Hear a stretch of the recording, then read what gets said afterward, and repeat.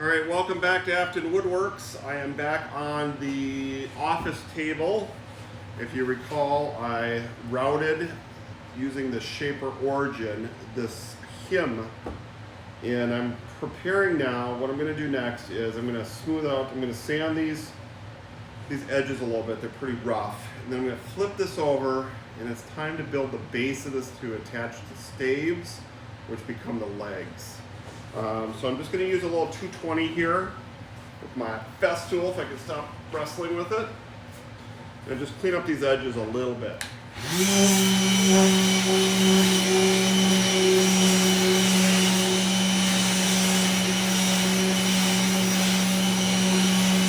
Okay, we've got 4 legs here and 2 cross members.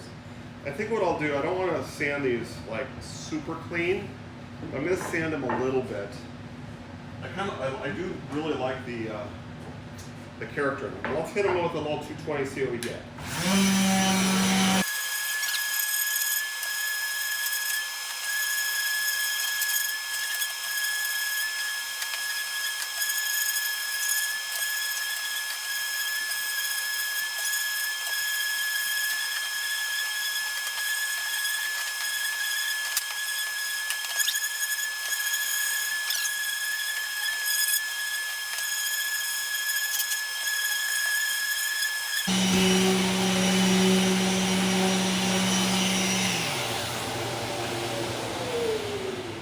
Okay, like I said, you can see this.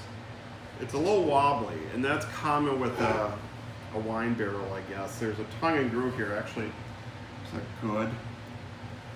Let's see if I can get that. See that tongue and groove? And it's not glued. They're free, right? They're open. So what I do now is I'm going to build an understructure here and here.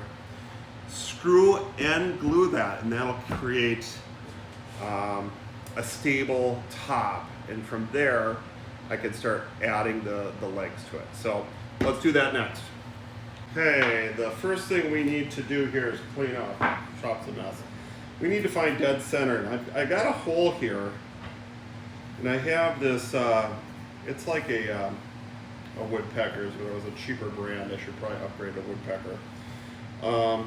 That's fine. It's got a 0 mark here, and then it measures out, so I can find the center really quickly. 10.5, 10 3/4. It doesn't have to be perfect. 10 3/4. That center is definitely the center. So I'm going to draw a line all the way through this. Because what I want, this is just, they just shipped with the kit, a 2x3, which I think is fine. I mean, I could upgrade that lumber, but I think I'm fine there. So I'm going to extend that line a little bit so I can see it on the ends.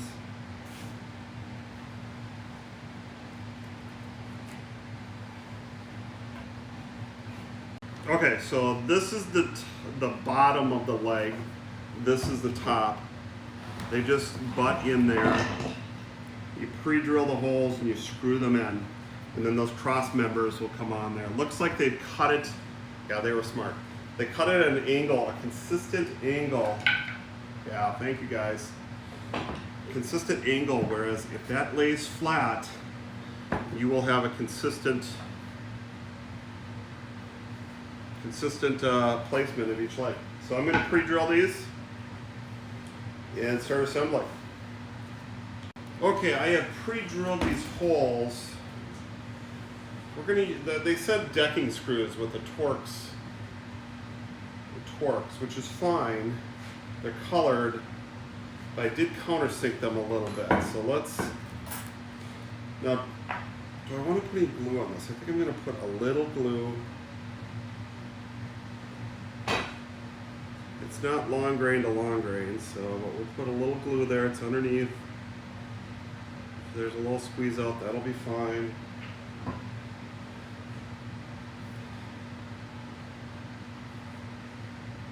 That's really where I want it. So let's see. Where's my... Don't fall. Let's see how this goes.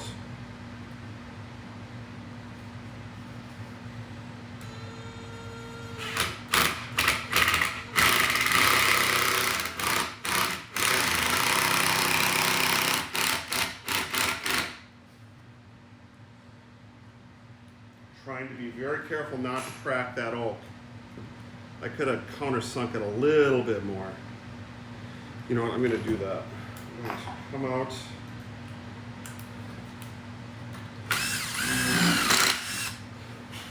That'll be a nice countersink. So we'll do that.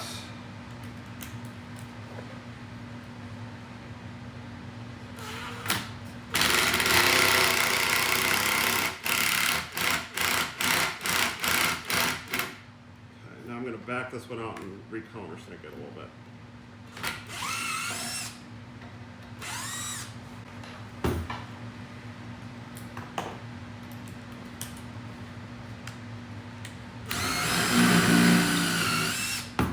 Good.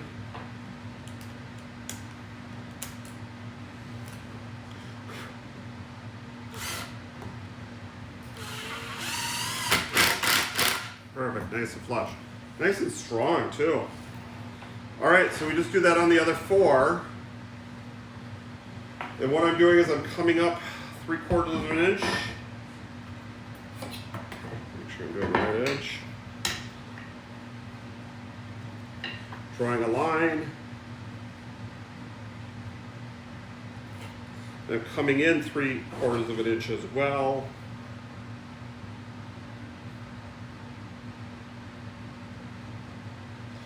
And that's where I'm countersinking. So I'll spare you the boredom of doing that, and I'll be back with you when I've got all 4 installed. Okay, a little bit of adjustment. These staves are the cross members that go between the two. The 2 sets of legs. I think they're too long. When I tried to get this in there, it bowed them so far. And this 5% bevel that they put on it meant that it wasn't sitting flush. So I cut them down to 17 and a half. And I actually might cut them to 17. I'm using the K-Pex over here. I'm going to cut them down to 17. So we're going off script here, but this is the right answer. Okay, I've got a clamp on this. I'm applying this 5 inches down here, okay? Now the inside of the barrel is curved and grooved.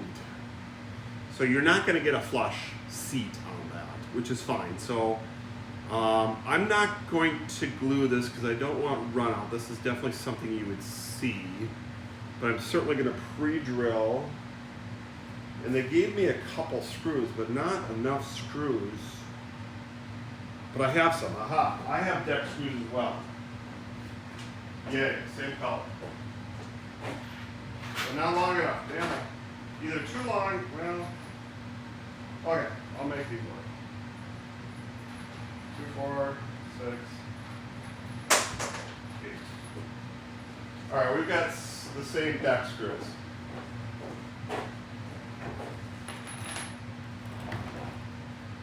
So the key here is to carry this over. I'm going to make sure that's horizontal. Let's see, are we 5 inches on each side? Yeah.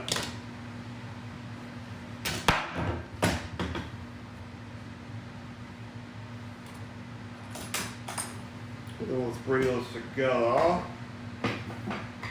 My hook roll.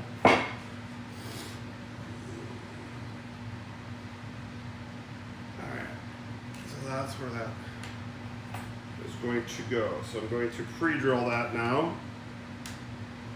I'll marry the 3/4 inch.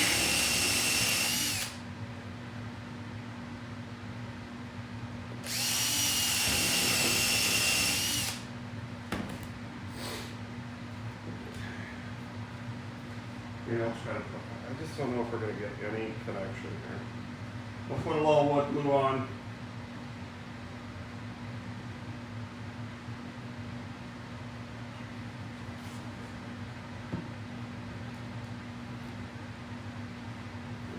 flap going here.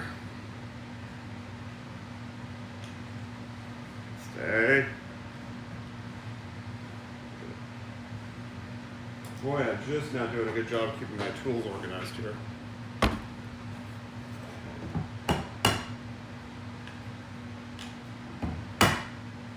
It's good. Got to come up on this side.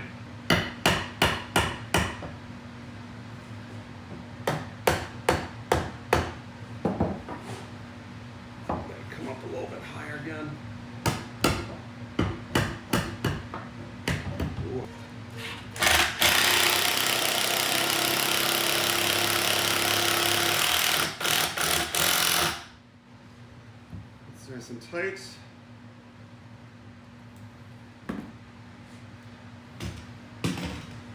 Bring this side up a little bit. Okay, hit this side.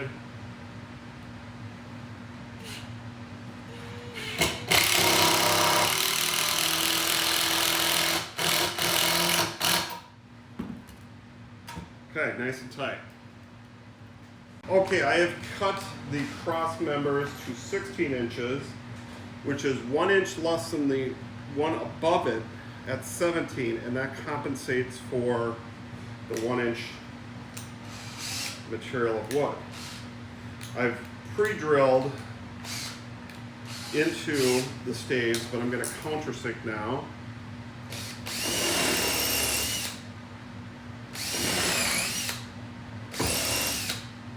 And those are definitely screws you're going to see, so I couldn't get any wood glue onto it. I don't think it would have. We'll see. This will be fun. That is definitely attached nicely.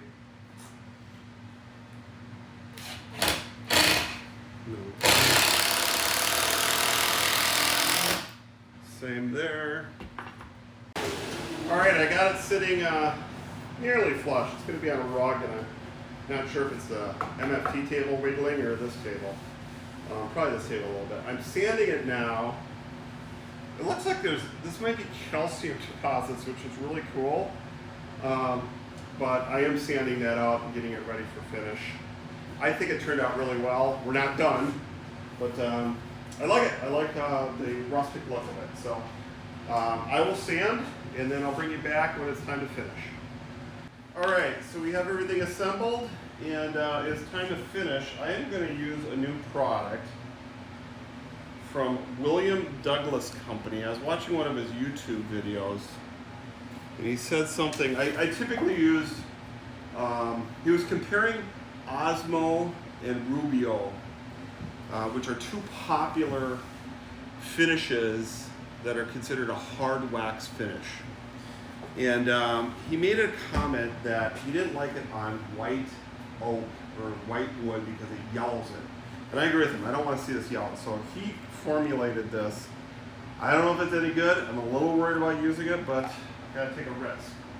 So it's called a soap finish. And I have to be careful. I don't want to get it in all these engravings. Let's just put a little here. Ooh, it's pretty. And you wipe it on. It's not a complete wax. I'm gonna swirl it in. Yeah. Hope this dries and doesn't. Yeah, I've got all kinds of stuff inside the engraving, so I hope that dries nicely. Otherwise, I'm going to be picking at it for a long time. So I guess you put this on, let it sit for a minute, wipe it down, and then let it dry for 4 to 6 hours, and redo it each time. You know, do it about 3 or 4 coats.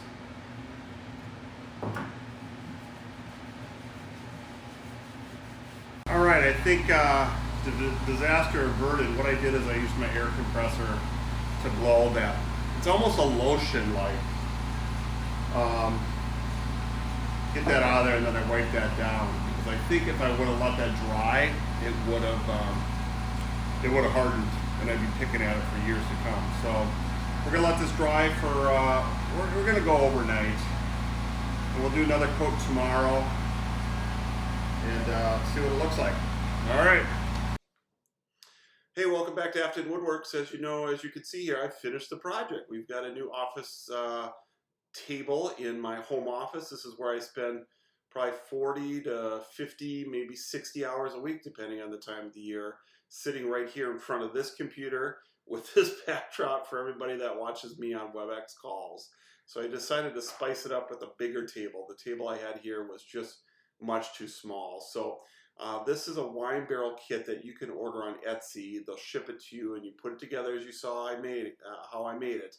But I wanted to use the shape or origin to make it a little bit more personalized to me. So as you can see here, it's an old hymn that means something to me, and it is all I have needed, thy hand hath provided.